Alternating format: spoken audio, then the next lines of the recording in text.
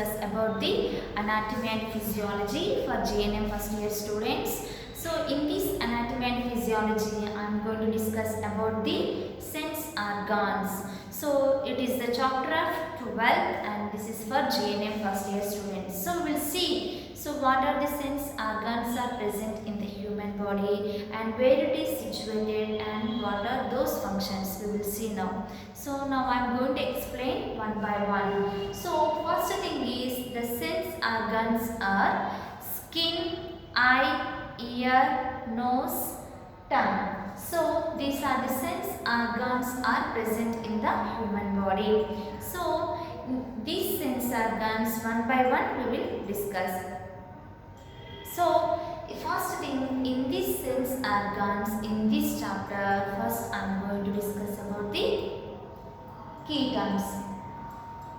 So first we will see the key terms of the sense organs.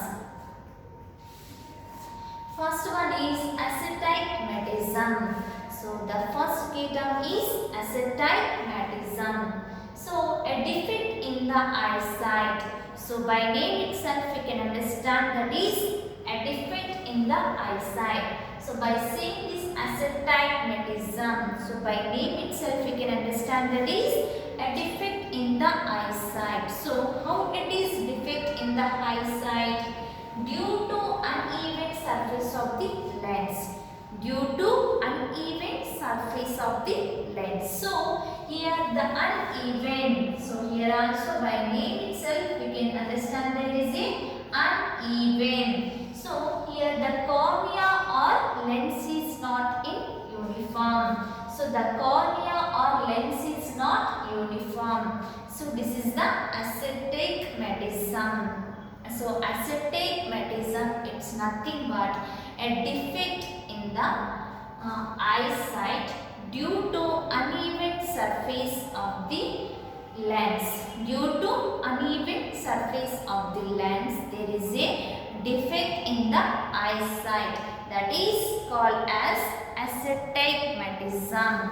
And next one is binocular vision. Binocular vision. So here also by name itself we can understand that is the both. So there is a both side of the both. So that is binocular vision means so formation of an image.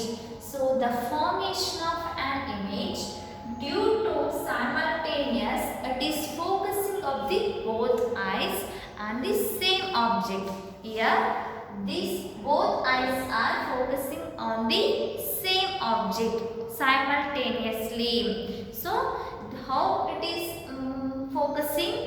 This formation of an image due to simultaneously focusing of the both eyes on the same object. So that is known as binocular vision. So that is known as binocular vision. And next one is fovea centralis. Fovea centralis.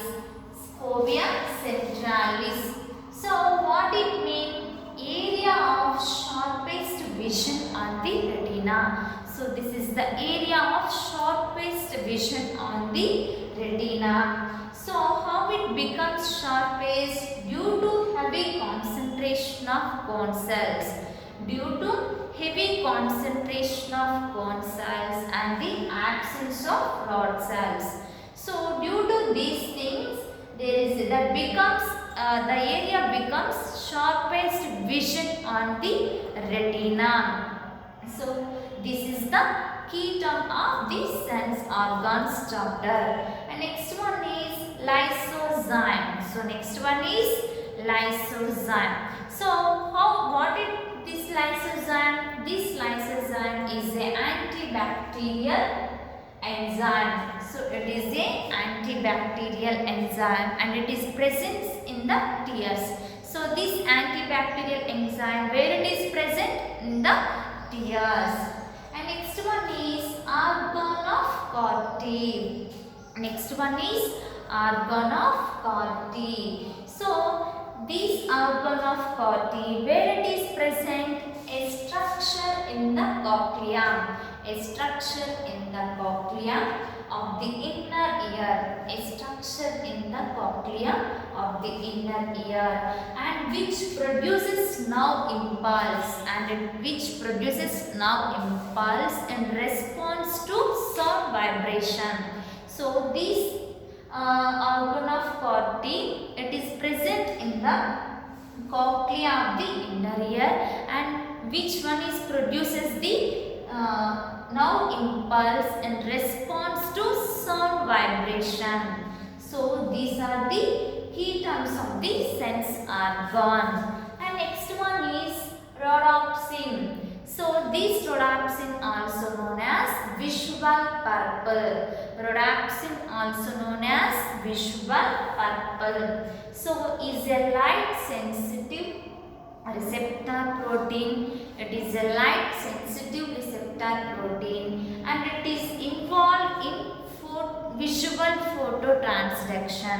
It is involved in visual phototransduction. So what is this visual phototransduction? It is the sensory transduction of the visual system. It is the sensory transduction of the visual system. That is the rhodopsin. And the rhodopsin means nothing but it is also known as visual purple, and it is a light sensitive protein, receptor protein. It is involved in visual transduction. So it is involved in visual transduction. So what is that means of visual phototransduction? It is the sensory transduction of the visual system. And next one is Reissner's. So Reissner's membrane. So this membrane, where it is present? Inside the cochlea of the inner ear. So this membrane is present inside the cochlea of the inner ear. So these are the key terms we can see in the sense organs of the chapter. So these sense organs are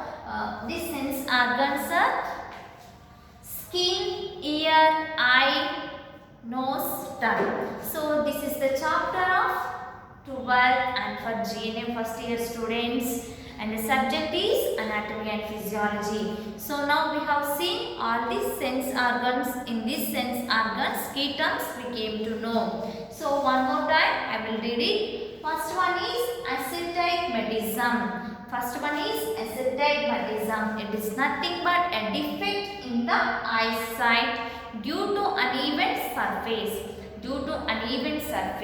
And next one is binocular vision.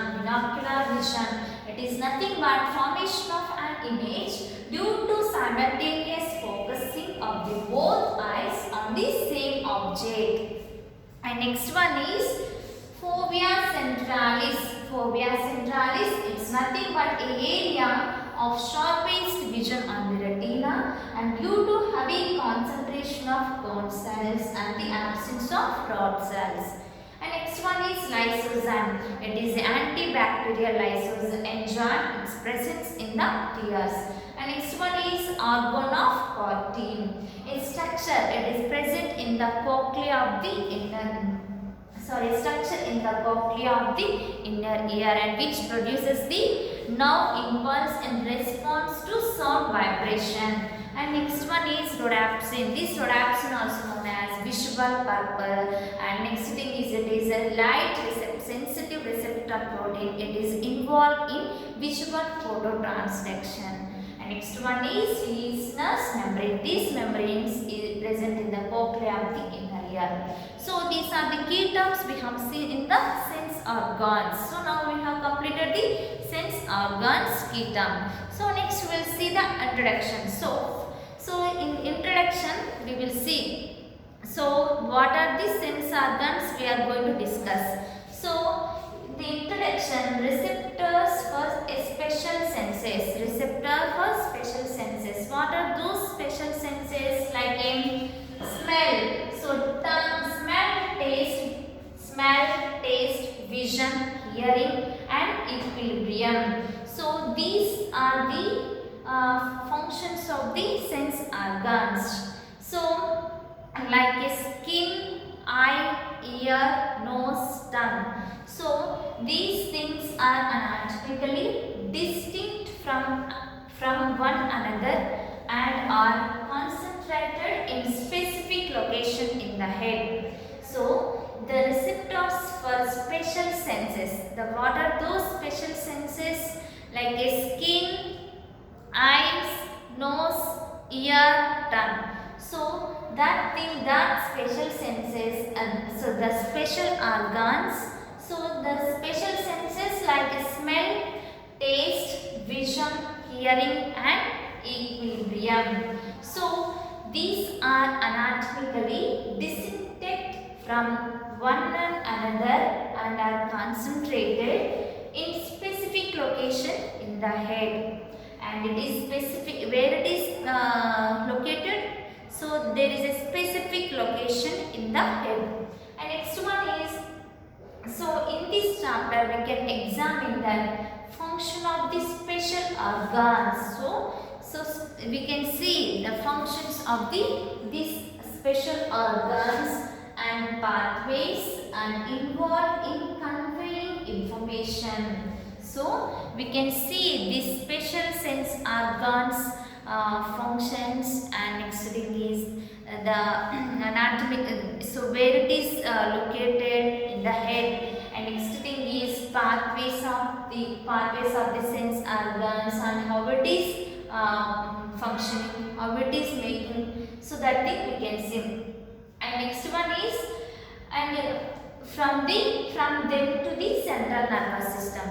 So whatever it may be, so the functions of the special organs and pathways involved in conveying information. So these functions and the functions of the special organs and the pathways involved for what? For conveying information. For where it is conveying the information from them to the central nervous system. So these all those things are conveying the information from where? From them to the central nervous system. So it is the introduction of the sense organs. So in the introduction, it's nothing but receptors for special senses. Receptors for special senses like smell, taste, vision, hearing, and equilibrium are anatomically distinct from one another and are anatomically anatomically in specific locations in the head. And next one is the functions of the special organ and pathways involved in conveying information. Where it is conveying information? To the central nervous system. So it is the introduction of the sense organs. So now we came to know about the key terms of the sense organs, and we have seen the introduction of this chapter. So completed this topic.